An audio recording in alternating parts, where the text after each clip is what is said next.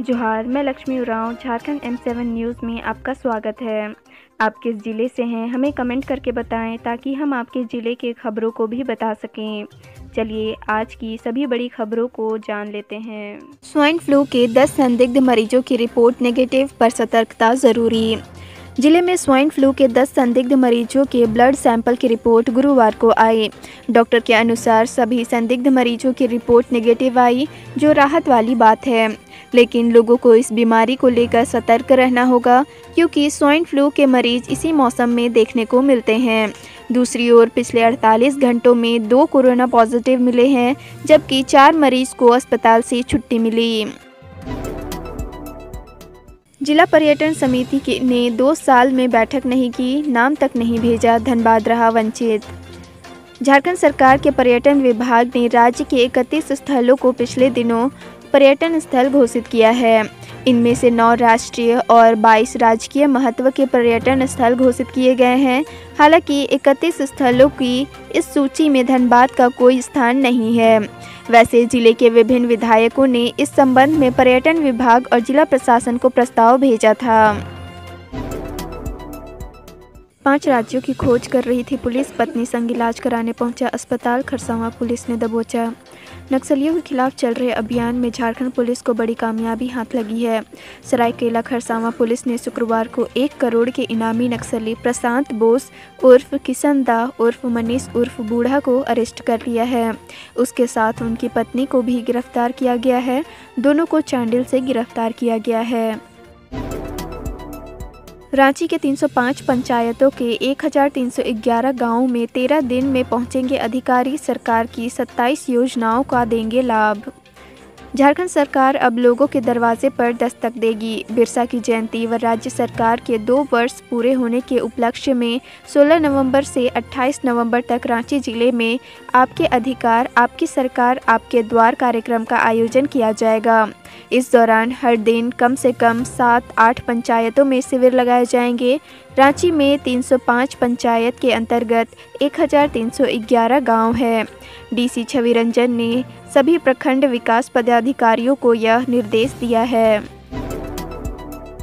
घटनास्थल से चाकू, जेंट्स बेल्ट, मोबाइल व 2 जोड़ा चप्पल बरामद, नहीं हो सकी पहचान। घाघरा थाना क्षेत्र के हापा मुनि साधु टोंगरी के पास घाघरा पुलिस ने एक अज्ञात महिला का शव शुक्रवार को बरामद किया। महिला को बुरी तरह से पत्थर से कूचकर व चाकू से गला काटकर हत्या कर दी गई। घटनास्थल पर चाकू, जेंट्स बेल्ट, ब्लूटूथ, छोटा मोबाइल, 2 जोड़ा चप्पल महिला पुरुष का बरामद हुआ। घटना की सूचना मिलने पर एसडीपीओ मनीष चंद्र, इंस्पेक्टर एस मंडल, थाना प्रभारी अभिनव कुमार दल बल के साथ घटनास्थल पहुंच शव को कब्जे में लेकर थाना ले आए। अगले 3 दिनों तक राज्य में छाए रहेंगे बादल, 13 और 14 नवंबर को बारिश और वज्रपात के आसार। झारखंड में अगले 3 दिनों तक बादल छाए रहेंगे। मौसम पूर्वानुमान में बताया गया है कि अगले 3 दिनों तक राज्य के विभिन्न जिलों में बारिश की संभावना है। मौसम वैज्ञानिक अभिषेक आनंद ने बताया कि बंगाल की खाड़ी में एक कम दबाव का क्षेत्र बना हुआ है। यह दबाव का क्षेत्र उत्तर पश्चिम पहुंचता हुआ आंध्र प्रदेश के तट पर पहुंच गया है। इसका असर अगले 3 दिनों तक झारखंड में भी देखने को मिलेगा। राज्यपाल ने कहा टीएसी के गठन और सदस्यों की नियुक्ति में राज्यपाल की शक्ति खत्म कर दी गई है, विधिक राय ले रहे हैं। राज्यपाल रमेश बैस ने राष्ट्रपति के सामने झारखंड में ट्राइबल एडवाइजरी काउंसिल के गठन और उसमें सदस्यों की नियुक्ति में राज्यपाल की शक्ति खत्म करने का मामला उठाया। राष्ट्रपति के साथ राज्यपाल की मुलाकात में उन्होंने कहा कि राज्य सरकार ने इसके साथ ही नगर निगम, नगर पालिका व मेयर व अध्यक्ष के अधिकारों को भी समाप्त कर दिया गया है। उन्होंने कहा कि इस संबंध में वे विधिक राय ले रहे हैं। 4 जून 2021 को राज्य सरकार ने टीएसी की नई नियमावली बनाई है। इसमें टीएसी के गठन में राज्यपाल की भूमिका खत्म हो गई है। मां ने मोबाइल पर गेम खेलने से रोका था, 2 दिनों बाद मिली लाश। रांची में 12वीं में पढ़ने वाले बच्चे की संदेहास्पद परिस्थिति में मौत हो गई है। मामला खेलगांव थाना क्षेत्र के खटंगा का है। यहां के खटंगा तालाब में कृतिक गुप्ता नाम के बच्चे का शव मिला है।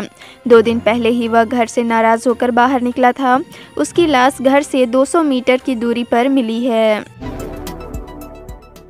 पाकिस्तान मुर्दाबाद का नारा लगाने से मना करने पर पीटा, रांची छोड़कर जाने की धमकी दी। रांची में 3 कश्मीरी युवकों के साथ मारपीट का मामला सामने आया है। तीनों युवक डोरंडा थाना क्षेत्र में रहकर कारोबार करते हैं। गुरुवार को बिलाल अहमद, सबीर अहमद और वसीम अहमद ने इस संबंध में डोरंडा थाने में शिकायत दर्ज कराई है। शिकायत में उन्होंने कहा है कि डोरंडा के सोनू कुमार नाम के युवक ने उनसे पाकिस्तान मुर्दाबाद और कश्मीर जिंदाबाद के नारे लगाने के लिए कहा।